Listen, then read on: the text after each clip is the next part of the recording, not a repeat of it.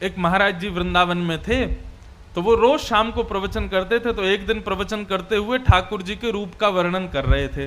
बोले ठाकुर जी भांडीर वन में गैया चराने जाते हैं, पीताम्बरी पहन करके जाते हैं, मोर मुकुट पहनते हैं, कानों में ऐसे कुंडल पहनते हैं, आदि आदि सब रूप का वर्णन कर रहे थे। तो उनके सारे शिष्य बैठ करके सुन रहे थे। उन शिष्यों में सबसे पीछे बैठा था उनकी गौशाला में गायों की सेवा करने वाला ग्वारिया। और वो ग्वारिया इतना सीधा था, इतना भोला था कि सब लोग उसको प्यार से भोंदू बुलाते थे। क्या बुलाते थे?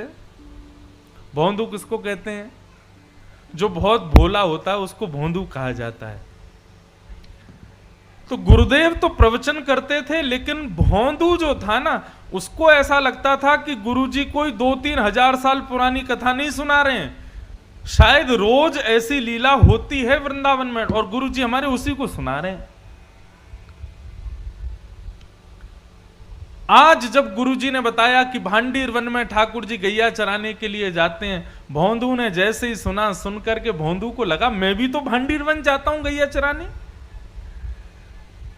अरे उसी भांडीर वन में मैं भी गैया चराने जाता हूं और गुरुजी बता रहे हैं उसी भांडीर वन में ठाकुर जी गैया चराते हैं, लेकिन मुझको तो कभी दिखे नहीं। शायद मैंने कभी ध्यान नहीं दिया होगा। अब गुरुजी ने बता दिया, अब कल से भांडीर वन जाऊंगा तो वहां खोजूंगा ठाकुर जी भी आते हैं, गुरुजी बता रहे हैं। उसका इतना विश्वास गुरुजी की बात पर कि उसको लगा कि ठाकुर जी आज भी आते हैं भांडीर वन। अगले दिन गैया चराने के लिए भांडीर वन गया तो भांडीर वन में गैया सब घूमने लगी और वो यत्र तत्र सर्वत्र वृक्षों के नीचे, सघन कुंजों में, जंगलों में जाके ठाकुर जी को खोजने लगा। गुरुजी हमारे झूठ नहीं बोलते, गुरुजी सही बोल रहे हैं, यहीं पर गैया चराने आते हैं ठाकुर जी। अरे मैं ही अभागा हूं, मैं ही ठाकुर जी को नहीं देख पा रहा, लेकिन ठाकुर जी यहीं कहीं होंगे। अब उसका इतना भोलापन, इतना सीधापन, वो सब जगह ढूंढ रहा था ठाकुर जी को, तो ठाकुर जी से रुका नहीं गया। अकेले जान भोंदू को अपनी गायों के समूह को लेकर के तभी भोंदू देखता है कि सामने से विशाल गायों का समूह आ रहा है और उस गाय के समूह के मध्य में श्याम वर्ण के पीतांबरी पहने हुए ठाकुर जी उसकी ओर आ रहे हैं। ठाकुर जी को अपनी ओर आते देख भोंदू तो नाचने लगा, निमग्न हो गया, भाव में भर गया।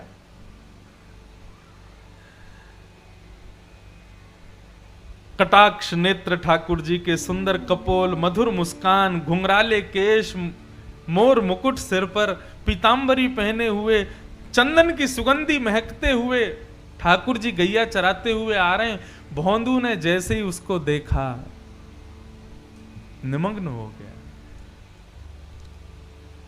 ठाकुर जी आकर के भोंदू के पास बैठ गए। अब भोंदू और ठाकुर जी दोनों एक दूसरे को देखें। भोंदू बोला, आप वही श्याम सुंदर हो ना जिनके बारे में हमारे गुरुजी सुनाते हैं? ठाकुर जी बोले, हाँ हम वही श्याम सुंदर हैं। बोले, अच्छा। हमारे गुरुजी आपके रूप का वर्णन करते हैं तो लगता है आप कितने सुंदर होंगे, लेकिन आज आपको देखकर के ऐसा लग रहा है कि हमारे गुरुजी जो बताते हैं उससे लाख गुना ज्यादा सुंदर हो आप। बड़े प्यारे हो ठाकुर जी। ठाकुर जी बोले, अब केवल बात ही बनाते रहोगे, कुछ खिलाओगे पिलाओगे भी हमको? भोंदू बोला, आप मेरे यहाँ मेरे हाथ का खाओगे? बोले, हाँ हाँ हम खाएंगे, तुम खिलाओ।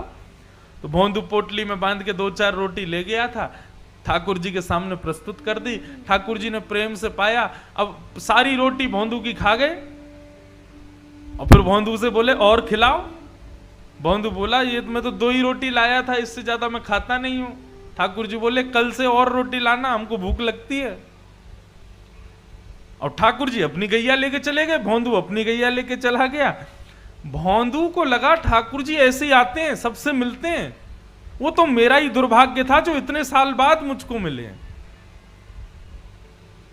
भोंदू ने आकर के किसी को कुछ नहीं बताया, उसने गुरुजी से भी कोई चर्चा नहीं की।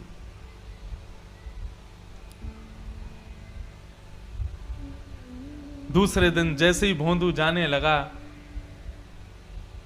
ज्यादा रोटियां ले गया, ज्यादा सब्जियां ले गया।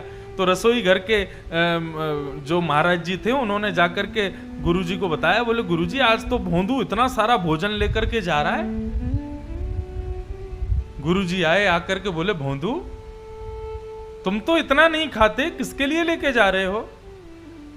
तो भोंदू ने सहज भाव से कहा, बोले गुरुजी मैंने आपको बताया नहीं, लेकिन मैं जहां गैया चराने जाता हूं ना भांडीर वन में, वहां ठाकुर जी भी आते हैं अपनी गैयाओं के साथ। कल आए थे, मेरे से रोटी मांग रहे थे, तो मैंने 2 रोटी खिला दी, तो ठाकुर जी को कम लगी, इसलिए मैं ज्यादा लेके जा रहा हूं। तो ये ज्यादा पुरानी नहीं, 60-70 वर्ष पुरानी बात है। गुरुजी बोले भोंदू कौन आता है भांडीर वन में? बोले ठाकुर जी आते हैं। बोले कौन से ठाकुर जी? बोले वही ठाकुर जी जिनकी आप कथा सुनाते हो। गुरुजी बोले सच में ठाकुर जी आते हैं? बोले हाँ। अच्छा बता तो सही कैसे दिखते हैं वो? ऐसे कोई बालक मुकुट उकुट पहन के आ गया होगा, तुझको पागल बना रहा होगा? बोले नहीं गुरुजी मैं बताता हूं ना, बिल्कुल कमल जैसे उनके नेत्र हैं, जब वो मुस्कुराते हैं तो ऐसा लगता है मोतियों जैसे उनके दांत हैं, कानों में ऐसा कुंडल पहनते हैं, और गुरुजी सबसे बड़ी बात, वे जब चलते हैं ना तो वो बांकी अदा से चलते हैं, और उनके पैर जब पृथ्वी पर पड़ते हैं ना, उसके बाद जब जैसे ही पैर हटाते हैं तो पृथ्वी पर एक अद्भुत सी सुगंधी सी उगने लगती है, एक अद्भुत सा दृश्य प्रकट हो जाता है पृथ्वी पर। पीली पीतांबरी पहनते हैं, चंदन की सुगंधी आती है, गुरुजी बहुत सुंदर लगते हैं ठाकुर जी। बंधुओं, जो सीधे लोग होते हैं ना वो झूठ नहीं बोलते, चतुर लोग झूठ बोलते हैं। गुरुजी ने मन में विचार किया, कोई और मुझसे कहता तो मैं मानता नहीं, लेकिन भोंदू इतना सीधा है, ये झूठ नहीं बोल सकता। भोंदू के मुख से ठाकुर जी के बारे में सुनकर के गुरुजी के नेत्र सजल हो गए, और वे कहने लगे भोंदू आज ठाकुर जी आएंगे मिलने के लिए? बोले हाँ आएंगे गुरुजी। तो बोले आज जब ठाकुर जी आए ना तो ठाकुर जी से कहना कि तुम्हारे गुरुजी ने उनको बुलाया, उनको यहां लेकर के आना, यदि आ जाए तो। बोले अरे गुरुजी मैं लेके आऊं उनको? बोले हाँ तुम लेके आना। अब भोंदू को यहां भी ये लग रहा है कि गुरुकुल में इतने सारे चेले पढ़ते हैं गुरुजी के, मेरे से भी ज्यादा विद्वान चेले रहते हैं, गुरुजी किसी को भी कह सकते थे कि ठाकुर जी को ले आओ, लेकिन मुझसे ही क्यों कहा? उसको अब भी ये विश्वास नहीं हो रहा कि ठाकुर जी केवल उसी से मिलते हैं। उसको लगा सबसे ही मिलते होंगे, लेकिन गुरुजी ने मेरे को योग्य जान के मुझसे कहा कि ठाकुर जी को लेके आना। भोंदू तो नाचता गाता हुआ पहुंच गया भांडीर वन। जैसे ही ठाकुर जी आए, ठाकुर जी आके बोले अरे भैया भोंदू जल्दी रोटी खिला। अब भोंदू तो तैयारी करने लगा, पत्तल में रोटी रखने लगा, गुड़ रखने लगा, अचार रखने लगा, दही रखने लगा, और रखते रखते बोलने लगा ठाकुर जी आज एक प्रार्थना करूं? बोले हाँ बोलो। बोले हमारे गुरुजी आपसे मिलना चाहते हैं, आप हमारे साथ आज हमारे गुरुकुल चलोगे? ठाकुर जी बोले देख हम तेरे सखा हैं, तेरे मित्र हैं, तेरे गुरुजी से हमको कोई मतलब नहीं है, तुझसे मिलेंगे, तेरे संग बैठेंगे, तेरे संग खाएंगे, तेरे संग रहेंगे, लेकिन गुरुजी से नहीं मिलेंगे हम। चरण पकड़ लिए भोंदू ने, बोले वो मेरे गुरुजी हैं, मैं तो आपको जानता ही नहीं था, मैं तो इतने वर्षों से यहां गैया चराने आ रहा हूं, लेकिन मैंने कभी आपको देखा ही नहीं। गुरुजी ने बताया कि भांडीर वन आप आते हो गैया चराने, तभी तो मैंने आपको देखा। जिन गुरुजी ने आपसे मिलवाया, जिन गुरुजी ने आपके बारे में बताया, जिन गुरुजी ने मुझे आपके योग्य बनाया, वो गुरुजी आपको बुला रहे हैं, आप मना मत करो ना, चलो ना मेरे साथ।